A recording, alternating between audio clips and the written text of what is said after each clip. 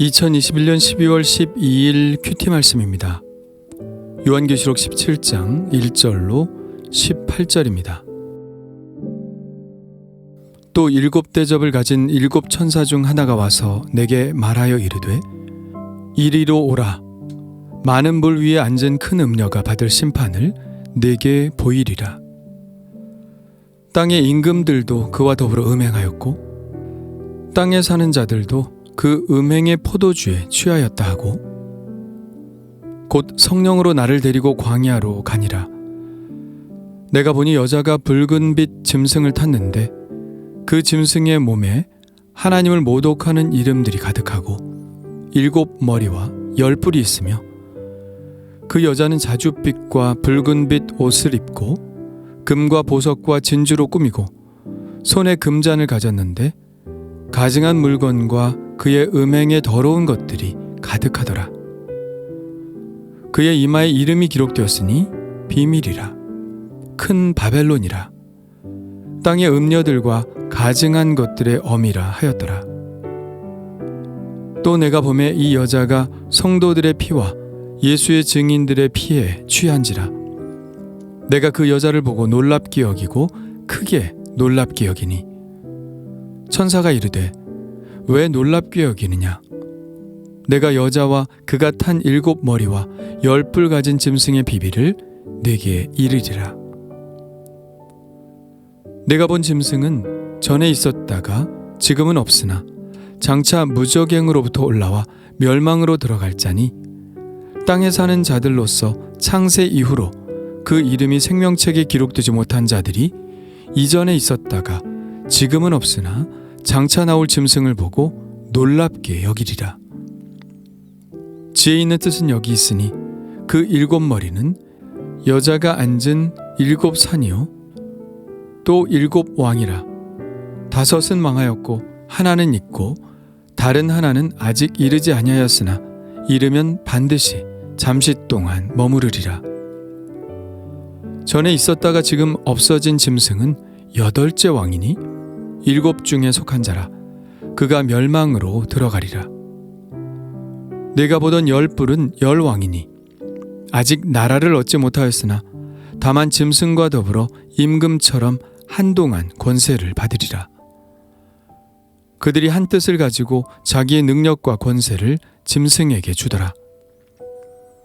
그들이 어린 양과 더불어 싸우려니와 어린 양은 만주의 주시요 만왕의 왕이시므로 그들을 이기실 터이요 또 그와 함께 있는 자들 곧 부르심을 받고 택하심을 받은 진실한 자들도 이기리로다. 또 천사가 내게 말하되 내가 본 바 음녀가 앉아있는 물은 백성과 무리와 열국과 방언들이니라. 내가 본 바 이 10 뿔과 짐승은 음녀를 미워하여 망하게 하고 벌거벗게 하고 그의 살을 먹고 불로 아주 사르리라. 이는 하나님이 자기 뜻대로 할 마음을 그들에게 주사 한 뜻을 이루게 하시고 그들의 나라를 그 짐승에게 주게 하시되 하나님의 말씀이 응하기까지 하심이라. 또 내가 본 그 여자는 땅의 왕들을 다스리는 큰 성이라 하더라. 아멘. 아마도 요한계시록 안에서 가장 난해한 부분이 바로 오늘 읽고 있는 17장일 겁니다. 난해하다는 것은 그 상징이 현실의 영어로 대체될 수 없을 때, 다시 말하면 기계적으로 해석할 수 없을 때 우리는 난해하다고 말합니다. 오늘 말씀에는 상당히 많은 상징들이 등장하는데요. 많은 물 위에 앉은 큰 음녀, 음행, 광야, 붉은 빛 짐승, 7 머리와 10 뿔, 금잔, 가증한 물건과 음행에 더러운 것들, 큰 바벨론, 전에 있었다가 지금은 없는, 장차 나올 짐승, 10 뿔, 10 왕, 땅의 왕들을 다스리는 큰 성. 정말 많은 상징들이 등장하죠. 이러한 상징들을 톱니바퀴 맞추듯 그렇게 기계적으로 맞추기가 쉽지는 않습니다. 그래서 난해하다고 하는 것이죠. 이렇게 난해할 때 해석하는 방법은 그중 상대적으로 확실한 것부터 끼워 맞춰 나가는 것입니다. 그러면 완전한 그림을 볼 수는 없어도 큰 그림이 무엇인지를 감을 잡을 수는 있죠. 종이 퍼즐을 맞출 때 우리가 하는 방식은 먼저 모서리를 맞추고 그 다음 사방을 맞추고 그 다음 거기에서부터 안쪽으로 맞추어 나가는 방식을 씁니다. 가장 확실한 부분부터 시작하는 것이죠. 그러다 보면 막막했던 그림들, 아주 난해한 조각들도 큰 그림 안에서 맞추어 나갈 수 있게 됩니다. 설령 너무 난해해서 맞추지 못하는 부분이 있더라도 그것은 우리의 큰 뜻을 알아가는 데는 그리 큰 지장을 주지는 않죠. 그러면 가장 비중이 크면서도 확실한 단서가 있는 상징부터 맞춰볼까요? 가장 먼저 볼 것은 많은 물 위에 앉은 큰 음녀입니다. 많은 물에 대한 해석은 15절에 나와 있죠.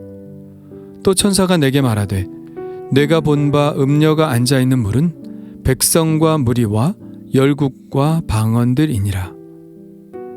이 음녀가 많은 나라들을 깔고 앉아있다는 것은 이 음녀가 많은 나라들과 백성들 위에 군림하고 있다는 것이겠죠. 그렇다면 이 음녀는 당시에 가장 강한 강대국일 것입니다.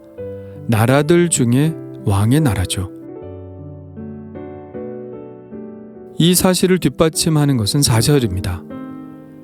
그 여자는 자줏빛과 붉은빛 옷을 입고 금과 보석과 진주로 꾸미고 손에 금잔을 가졌는데 가증한 물건과 그의 음행에 더러운 것들이 가득하더라. 자줏빛과 붉은빛은 왕을 상징하는 의복의 색입니다. 로마 군인들은 예수님에게 홍포를 입히고 왕 노릇을 해보라고 조롱했죠. 자주색과 붉은색이 의미하는 것처럼 이 음녀는 세상 나라에 군림하는 왕과 같은 나라입니다. 음녀가 두르고 있는 액세서리를 볼 때 그 나라는 매우 부유하고 눈이 부시도록 매혹적인 나라임에 틀림없습니다. 그러나 속은 더러운 것으로 가득했죠. 음행으로 인한 타락이 깊이 자리를 틀고 있었습니다. 이 나라는 분명 그 안에 잠재되어 있는 모순으로 인해 내부적인 붕괴가 일어날 것으로 예상할 수 있습니다. 다행스럽게도 그 음녀의 이름을 우리가 알 수 있는데요. 5절입니다. 그의 이마에 이름이 기록되었으니 비밀이라, 큰 바벨론이라, 땅의 음녀들과 가증한 것들의 어미라 하였더라.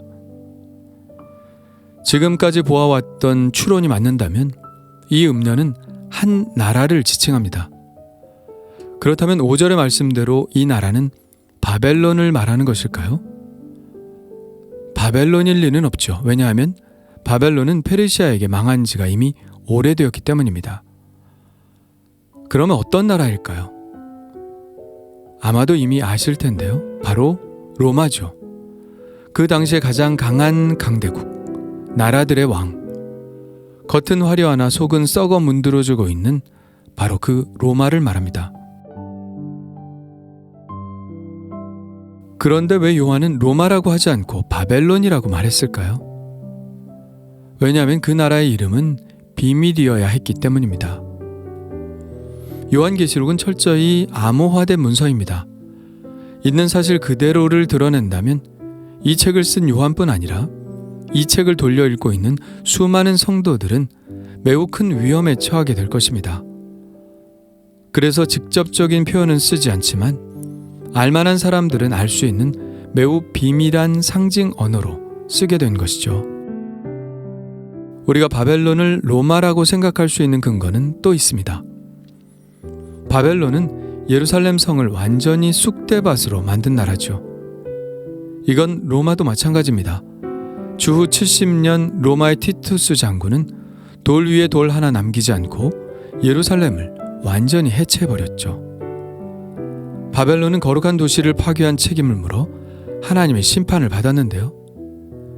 이것은 이제 로마도 마찬가지일 것입니다. 로마도 거룩한 도시를 파괴했고 그것보다 더욱 거룩한 성도들을 핍박했으니까요. 그러니 요한은 바벨론이라는 이름을 빌어 로마의 멸망을 예언하고 있는 것이죠. 이 음녀가 바벨론이 아니라 로마인 것은 6절에서도 읽을 수 있는데요.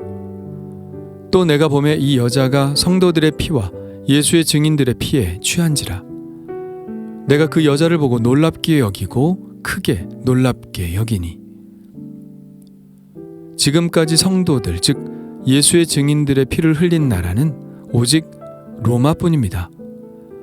지금 도미티아누스 황제의 통치 시기가 혹독한 박해 시기이지만 그 이전 주후 60년경 로마의 박해 또한 엄청난 그리스도인들을 순교로 내몰았죠. 로마의 역사가 타키투스는 네로의 박해에 대해 이렇게 쓰고 있습니다. 상당히 많은 그리스도인들이 죽어갔다. 그냥 죽어가는 것이 아니라 모욕적인 죽음을 당한 것이다. 그들은 사나운 짐승들의 가죽을 입고 투기장에 들어가 반쯤 굶주려 지친 개들의 공격을 받게 되기도 하며 타르에 살짝 잠기도록 한 후 십자가에 달려 불 위에 놓이게 되기도 한다. 날이 어두워질 때면 그 몸이 타올라 밤을 환하게 한다. 타키투스는 그리스도인들에 대한 네로의 박해가 너무 심하여 비그리스도인들조차 공포에 떨었고 그리스도인들을 위하여 탄원을 하기 시작하였다고 말합니다. 자, 이제 음녀의 정체는 어느 정도 풀린 것 같습니다. 그렇다면 그 다음 알아볼 것은 그 여자가 타고 있는 붉은빛 짐승입니다. 그 짐승의 모양에 대해 3절은 이렇게 설명하고 있습니다. 그 짐승의 몸에 하나님을 모독하는 이름들이 가득하고 7 머리와 10 뿔이 있으며. 그렇다면 이 짐승에 대한 단서는 어디에서 볼 수 있을까요? 8절입니다. 내가 본 짐승은 전에 있었다가 지금은 없으나 장차 무저갱으로부터 올라와 멸망으로 들어갈 자니 땅에 사는 자들로서 창세 이후로 그 이름이 생명책에 기록되지 못한 자들이 이전에 있었다가 지금은 없으나 장차 나올 짐승을 보고 놀랍게 여기리라. 이 말씀을 단순화시켜 보면 이 짐승은 전에는 있었으나 지금은 없고 장차 나올 짐승입니다. 그렇다면 이 짐승은 무엇일까요? 이 신비한 짐승이 무엇인지를 알려면 당시 로마인들 사이에 널리 퍼져 있었던 네로의 재생설의 배경을 이해해야 합니다. 네로 황제는 자살로 생을 마감했지만 민간에는 그가 다시 살아나서 마지막 때 공포의 통치자로 돌아올 것이라는 이야기가 널리 퍼져 있었습니다. 이 짐승에 대한 단서를 좀 더 볼까요? 짐승에게 있는 7 머리와 10 뿔에 대해서 설명하고 있는 부분이 있습니다. 9절입니다.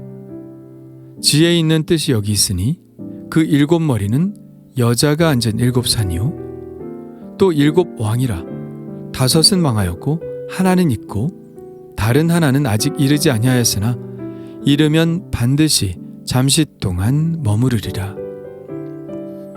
여자가 앉은 7 산이란 7개의 작은 산 위에 건설된 로마를 암시하는 것이고 또한 이 7은 7 왕을 의미하기도 한다고 합니다. 그런데 이 짐승에 대해 알 수 있는 것이 또 한 군데 있는데요. 11절입니다. 전에 있었다가 지금 없어진 짐승은 8째 왕이니 7 중에 속한 자라 그가 멸망으로 들어가리라. 그러니까 이 짐승도 결국은 7 왕들과 같은 왕이었습니다. 이 짐승은 7 왕 중 하나였는데 지금은 잠시 없어졌다가 8번째 왕, 즉 짐승으로 올 것이라는 것입니다. 그렇다면 우리는 로마의 왕들을 한번 열거해 볼 필요가 있겠습니다. 로마의 원수정은 주전 27년 1대 아우구스투스부터 시작되었습니다. 이때부터 실제적인 로마의 왕정이 시작된 것이죠. 2대는 티베리우스, 3대는 칼리굴라, 4대는 클라우디우스, 5대는 네로, 6대는 베스파시아누스, 7대는 예루살렘 멸망을 시킨 티투스, 그리고 8대는 도미티아누스입니다. 현재 네로에 못지않게 그리스도인들을 박해하고 있는 왕이죠. 이렇게 왕들을 열거해 놓고 보니 이 짐승이 누구인지 좀 보이는 것 같습니다. 8번째 왕이 바로 지금 로마의 황제인 도미티아누스죠. 그렇게 본다면 도미티아누스는 잔인한 왕 네로의 또 다른 현현이라고 볼 수 있겠습니다.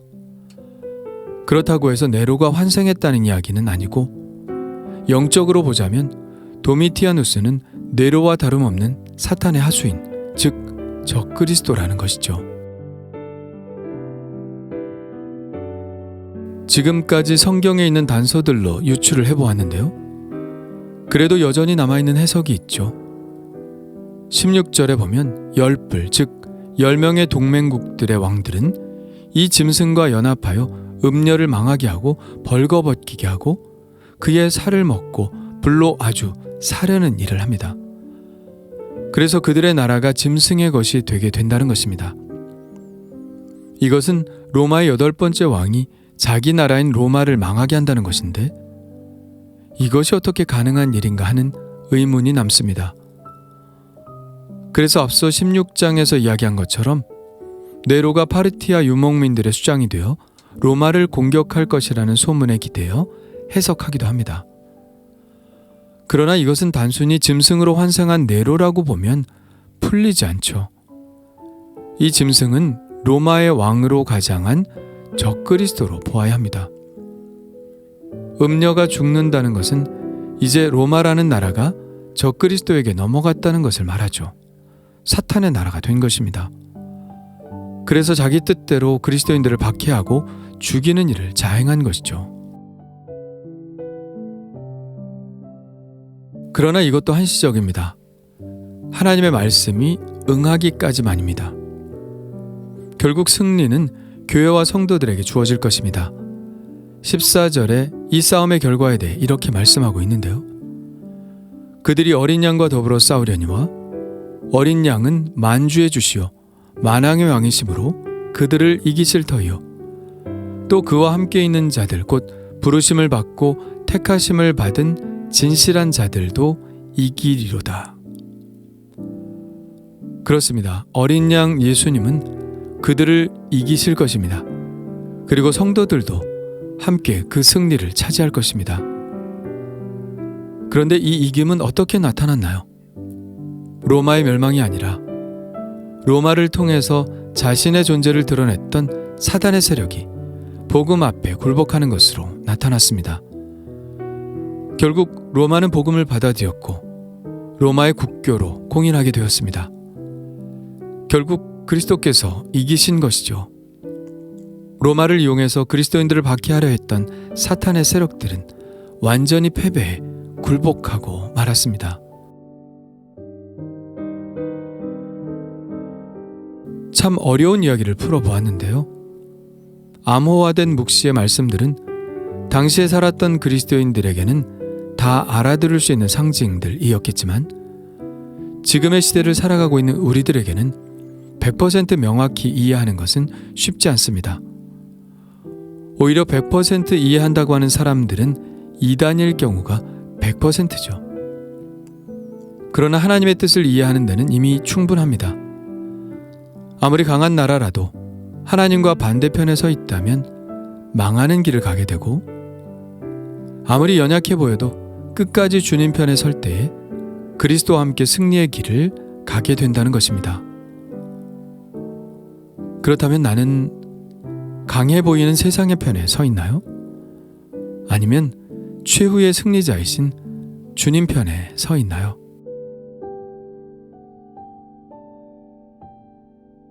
주님 감사합니다.